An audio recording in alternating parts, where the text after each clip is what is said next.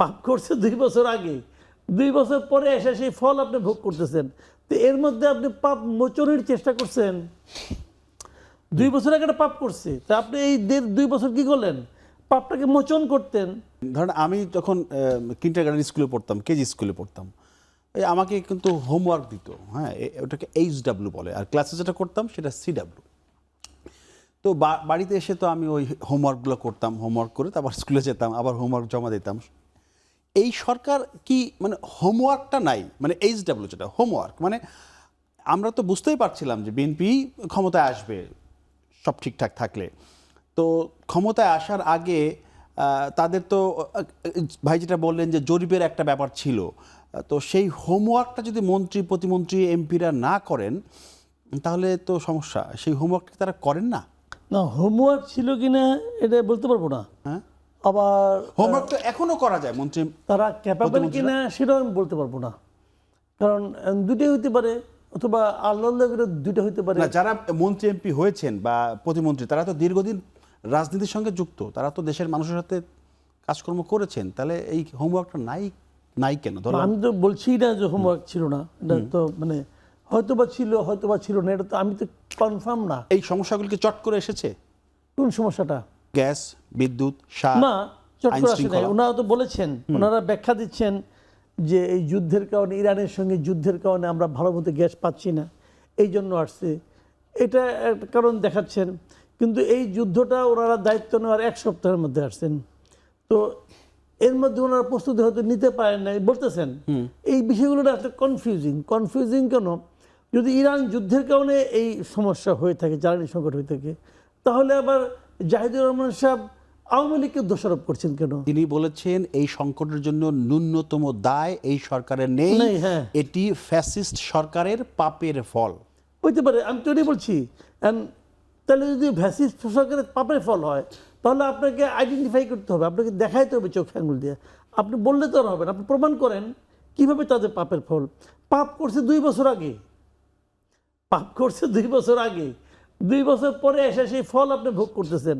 তো এর মধ্যে আপনি পাপ মোচনের চেষ্টা করছেন। 2 বছর আগে একটা পাপ করছে, তা আপনি এই 2 বছর কি করলেন? পাপটাকে মোচন করতেন। একটা অন্যায় কেউ একটা করতেই পারে, সেটার কারণে আমার ক্ষতি হয়েছে আমি বুঝতে পারছি, এটাকে ক্ষতি হওয়ার পরে বুঝতে পারছি যে কোন কারণে কি হয়েছে। আপনাকে দেখলেন না কেন? এখন আবার বলতেছেন যে না ইরান যুদ্ধ, যদি ইরান যুদ্ধ হয় তো ইরান যুদ্ধ তো আওয়ামী লীগ লাগায় নাই, তাহলে আওয়ামী লীগের পাপের ফল হয় কেমন করে?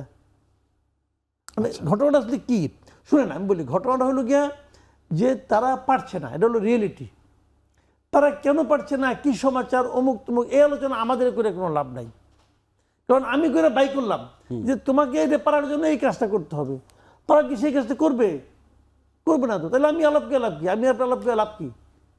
আমাদের হলো গিয়ে ওনারা পারছেন না। ওনারা যদি এইভাবে দীর্ঘদিন লাগাতার না পারতে থাকেন, তাহলে আমরাও পারবো না। আমরা যারা পাবলিক, আমরাও ওনাদেরকে সহ্য করতে পারবো না ভাই। কথা পরিষ্কার, এটা কথা পরিষ্কার ভাই। আমি তো অত বুঝি না, আমার অত বুঝে কোনো কামও নাই, আমি অত জ্ঞানী লোক না।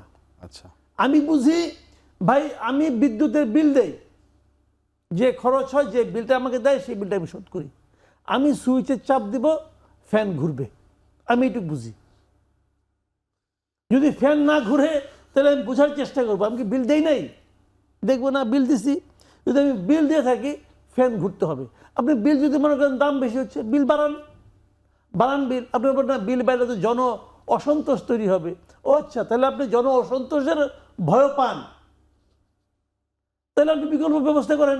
কিন্তু ভাই আমার কথা একটাই, আমি দেশালের কাঠি জ্বালাইয়া এটা ঘুরাবো, আমার গ্যাসের চুলা জ্বলবে, আর আমি ফ্যান ঘুরাবো। আমি এই দুটাকে কনফার্ম করার জন্য কিছু লোককে দায়িত্ব দিয়েছি। আমি একটা কথা বলি, এই বিএনপি সরকারকে কিন্তু আমরা হাতে পায়ে ধরে ওখানে বসাই নাই।